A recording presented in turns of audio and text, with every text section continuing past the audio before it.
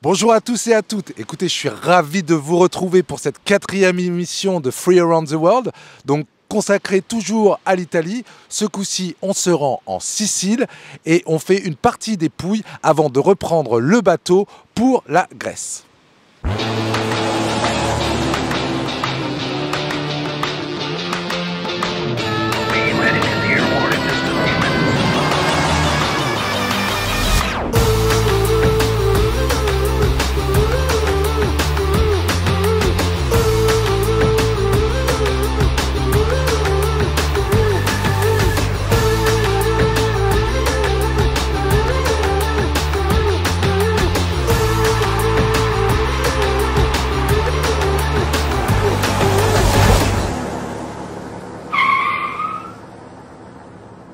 Nous sommes arrivés à Palerme en Sicile avec le ferry depuis Rome et ensuite nous sommes rapidement dirigés vers un Airbnb qu'on avait pris pour une semaine au nord-ouest à Alcamo Marina. Depuis Alcamo Marina, nous avons rayonné, nous sommes allés voir la réserve naturelle de Zingaro. On a fait une très belle journée kayak avec une sortie depuis la Baia dei Guadiloca. Et ensuite, nous sommes aussi allés visiter rapidement la grotte de la Colombe. Alors c'est parti aujourd'hui pour une excursion en canoë, donc sur le bord de la côte en Sicile.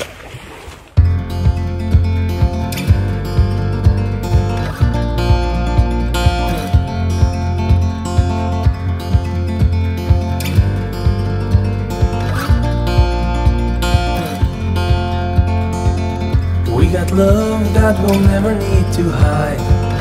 Love will always rise above. Whatever comes, we will be just fine. If I am yours and you are mine. Take my hand and let's fly away to another galaxy. Hold me close, I want to feel your love. Together we are free. Just be with me, just be with me, just be with me.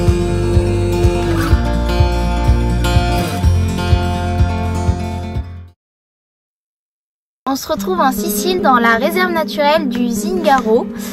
Donc c'est au nord de la Sicile et c'est vraiment magnifique. C'est un sentier où il y a plusieurs criques, plusieurs musées et c'est très organisé, mais vous avez vraiment des paysages magnifiques.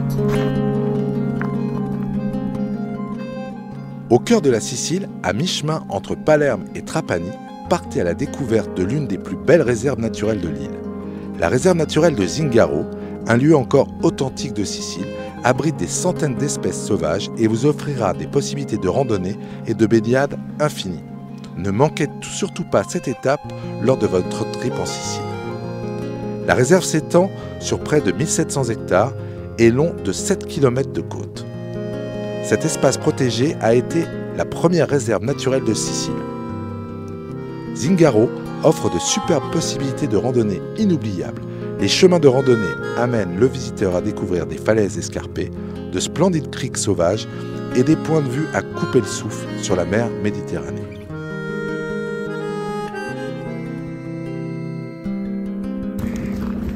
Je viens de terminer la randonnée. J'ai pas ma montre, je sais pas combien de pas j'ai marché, mais ça y est quoi. J'ai fait 7 km aller, retour à peu près. Mais j'ai réussi dans cette réserve naturelle et j'ai même volé quoi, la totale. Superman.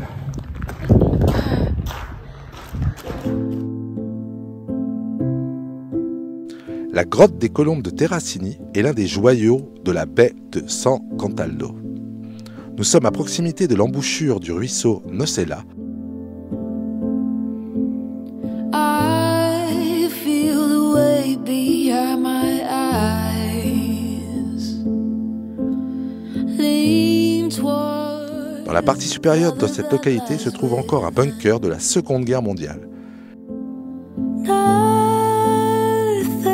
between you and I. Still you right there under my skin. Depuis notre base de Alcamo Marina, nous sommes aussi allés voir et visiter le très joli village perché au-dessus de Trapani qui s'appelle Érissé. Il a une histoire très ancienne depuis la Grèce antique. C'était très joli et très intéressant. Nous sommes en route dans le funiculaire depuis Trapani à Érissé, un petit village niché tout en haut de la montagne au-dessus de Trapani.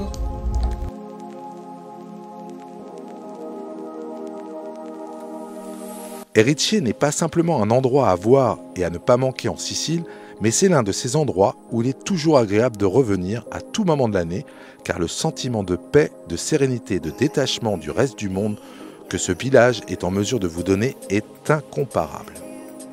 Perché au sommet d'une montagne de 750 mètres d'altitude et surplombant le golfe de Trapani, Érissé est un petit village médiéval charmant et caractéristique, avec des rues étroites et pavées, des cours, des églises et beaucoup d'air pur et frais, même en plein été.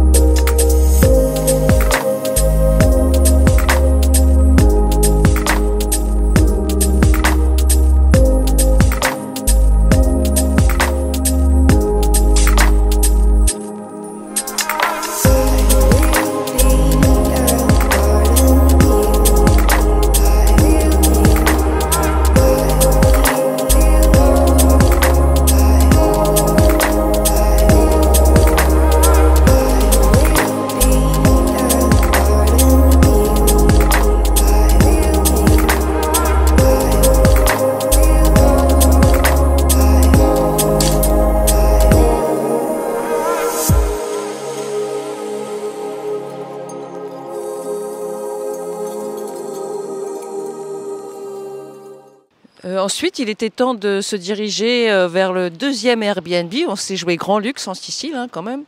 Donc le deuxième Airbnb qui était à Santa Maria del Focallo, dans le sud-est. Pour aller d'une location donc à l'autre, nous sommes passés par le sud de l'île. Bon, rien d'extraordinaire à dire, sauf qu'on a fait un arrêt à la Scala del Turchi. C'est une avancée rocheuse toute blanche dans la mer. Ça fait un peu comme un navire échoué.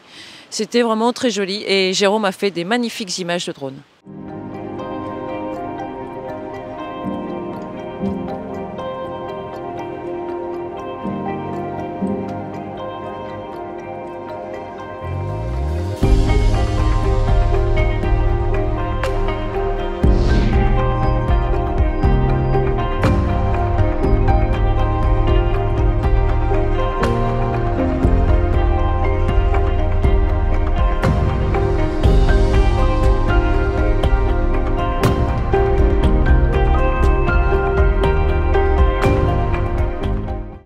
Depuis là, on a rayonné dans la région et on a été voir des très jolis couchers de soleil à la Punta di Sirica.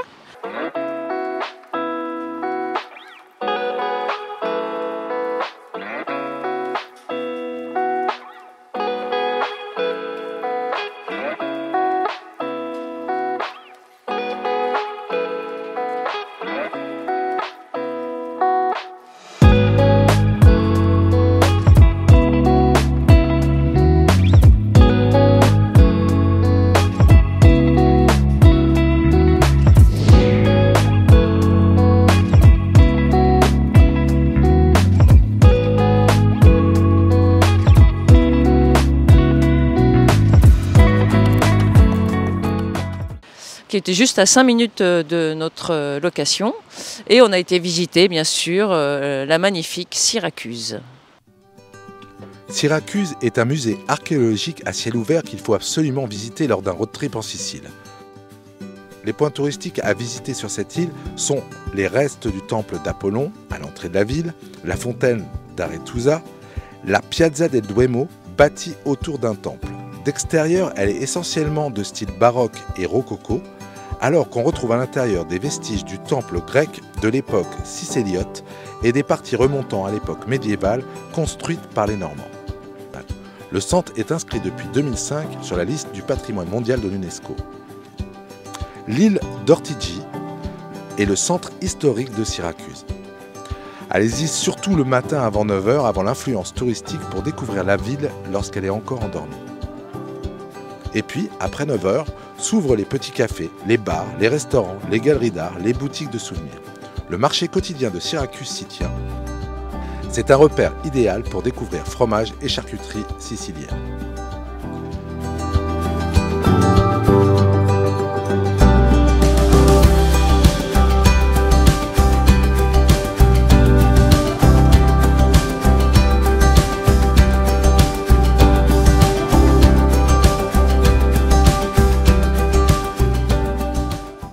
Après une semaine donc dans le sud-est de la Sicile, il était temps de rejoindre l'Italie. De retour en Italie, dans les Pouilles, nous avons visité Matera et Alberobello. À Matera, nous étions dans un agrotourismo super sympa, vraiment avec une vue sur Matera. Et on a été réveillés le matin avec des chevaux qui nous tournaient autour, un âne assez collant.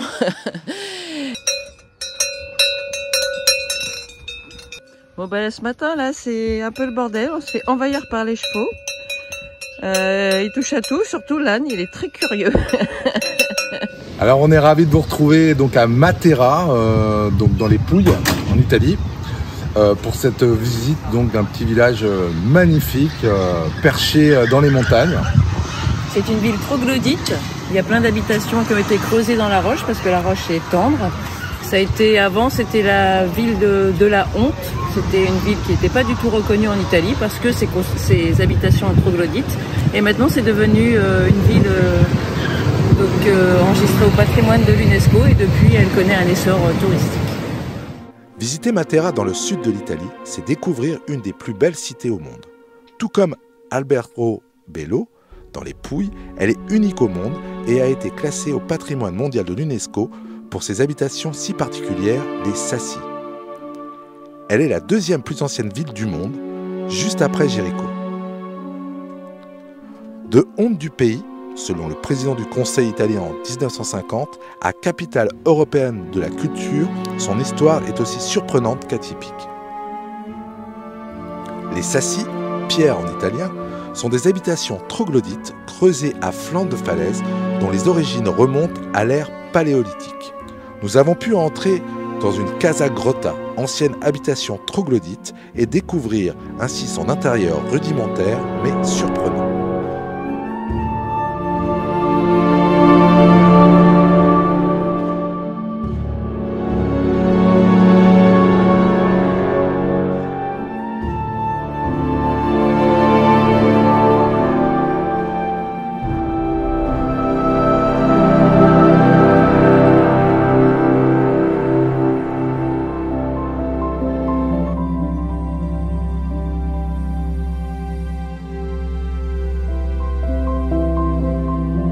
Dans leur toute nouvelle baignoire.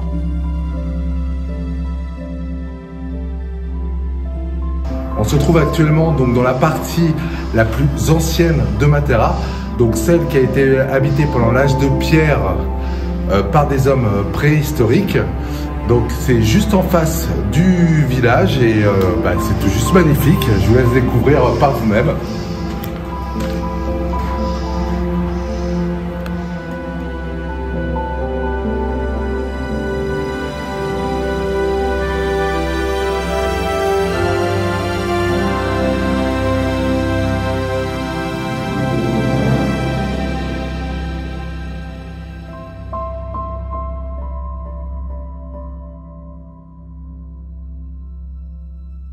Et ensuite, on s'est dirigé donc vers Alberobello, un petit village qui est sympathique à voir, mais nous, on n'y a pas passé énormément de temps. Bonjour à tous, aujourd'hui on va vous faire découvrir Alberobello, c'est un charmant village, plein de maisons comme ça, on appelle ça les trulli. On est dans le sud de l'Italie, dans les Pouilles. Et donc ce village, c'est plein de maisons comme ça justement. C'est assez connu dans le sud de l'Italie et franchement c'est quelque chose à voir. C'est vraiment tout mignon. Il y a pas mal de monde, mais franchement ça vaut le coup.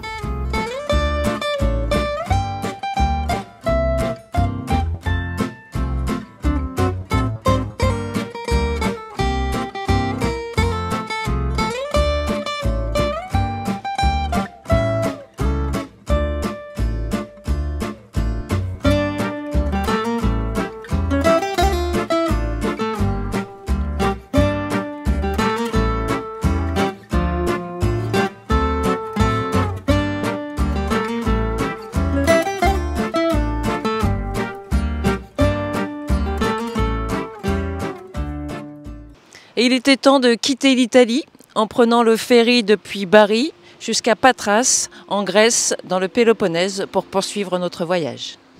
Je vais vous parler un petit peu de mes ressentis vis-à-vis de la Sicile. Donc d'une façon générale, on est très content d'avoir fait cette île. Être resté 15 jours, c'est peut-être un peu beaucoup. Je pense qu'en 8-10 jours, on avait de quoi faire le tour. Un des points négatifs, c'est que l'île est quand même pas mal gérée par la mafia. Donc premièrement, au niveau des poubelles.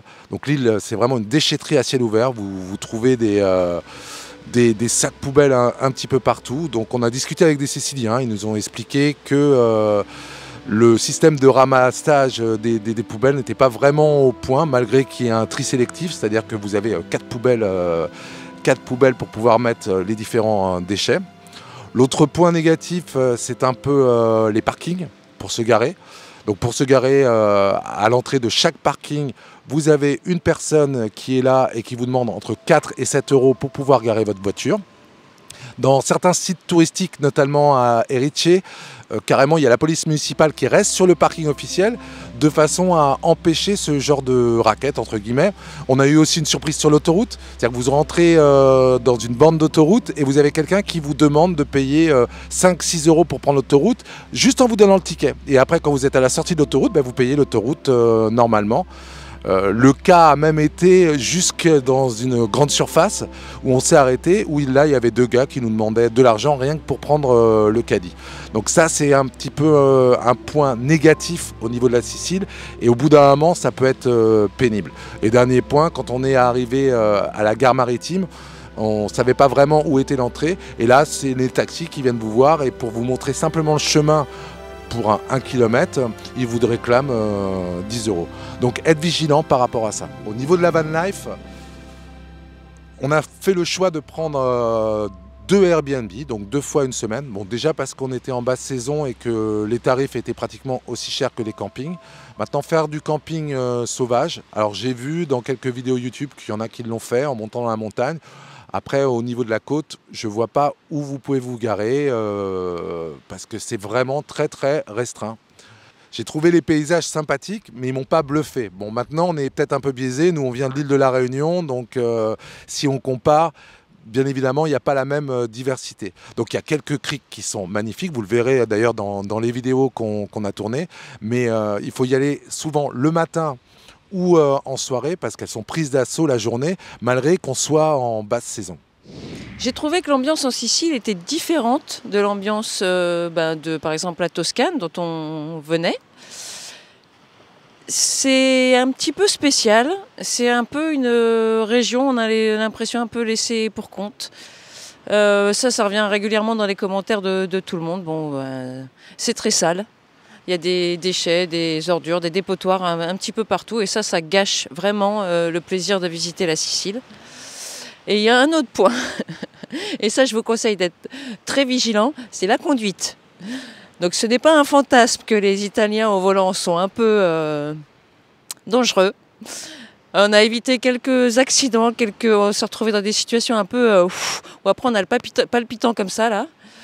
Un peu dans le sud de l'Italie aussi, hein, c'est de manière générale. Le nord ça va à peu près, mais alors passer Rome, il faut vraiment faire attention. Et sinon les Siciliens, sympathiques, accueillants, et l'île d'une manière générale est jolie. On aurait pu ne pas y passer autant de temps. Voilà, c'est un petit peu mon ressenti, mais c'est avec plaisir que j'ai visité la Sicile.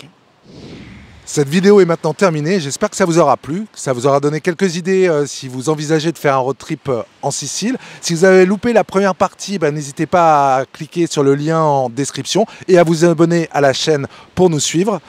Donc on se dirige maintenant vers la Grèce, on va commencer par les Péloponnèses, mais ceci fera l'objet d'un prochain épisode de Free Around the World.